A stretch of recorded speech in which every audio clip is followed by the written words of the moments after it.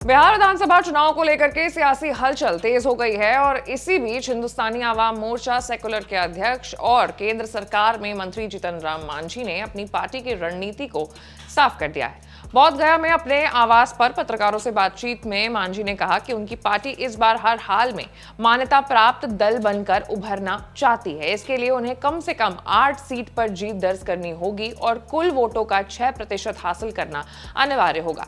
मांझी ने साफ किया है कि व्यवहारिक तौर पर यह लक्ष्य तभी संभव है जब एनडीए गठबंधन उन्हें लगभग 15 सीटों पर चुनाव लड़ने का मौका दे। उन्होंने कहा है कि हर सीट जितना आसान नहीं होता, इसलिए सीट बंटवारे में संतुलन जरूरी है। उन्होंने एनडीए को चेतावनी भी दी है कि अगर उनकी पार्टी को सम्मानजनक हिस्सेदारी नहीं दी गई तो हिंदुस्तानी आवाम मोर्चा अकेले चुनाव लड़ेगी और 100 से अधिक सीटों पर प्रत्याशी उतारेगी। उनका दावा है कि प्रत्येक विधानसभा क्षेत्र में उनके पास 10 से 15 हजार स्थायी वोटर मौजूद हैं, जिनकी बदौलत वो अकेले चुनाव लड़कर के भी 6% वोट हासिल कर सकते हैं।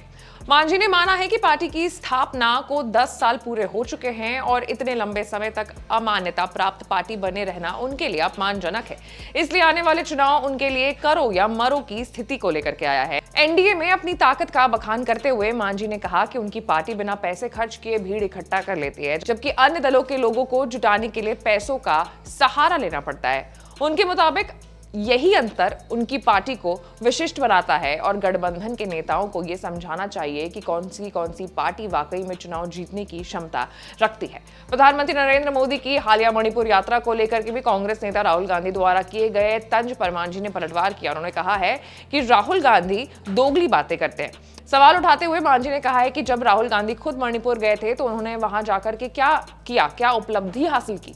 इसके विपरीत प्रधानमंत्री मोदी न केवल मणिपुर का दौरा किया बल्कि 8,000 करोड़ रुपए का पैकेज भी राज्य को दिया। खराब मौसम के कारण जब हेलीकॉप्टर से जाना संभव नहीं हुआ तब मोदी जी ने सड़क मार्ग से लोगों तक पहुंचने की कोशिश की। मांझी ने विपक्षी दलों की आलोचना करते हुए कहा है कि वो बिना आधार की बातें करते रहते हैं और प्रलाप करने में ही लगे रहते हैं। कुल मिलाकर के मांझी का रुख इस बार बेहद सख्त दिखाई दे रहा है। एक तरफ वो एनडीए गठबंधन से सम्मानजनक सीटों की उम्मीद कर रहे हैं तो वही दूसरी तरफ ये भी साफ कर चुके हैं कि जरूरत पड़ने पर वो अकेले दम पर भी चुनावी मैदान में उतरने के काबिल है। उनके लिए चुनाव राजनीतिक अस्तित्व की लड़ाई बन चुका है, जिसमें मान्यता प्राप्त दल का दर्जा हासिल करना ही उनका मुख्य लक्ष्य है। आपको क्या लगता है कमेंट्स में जरूर बताइएगा और ऐसे तमाम बड़े खबरों से अपडेटेड रहने के लिए आपको हमारे चैनल को लाइक, सब्सक्राइब और शेयर करना होगा। मैं थी आपके साथ आशीष सिंह आनंद।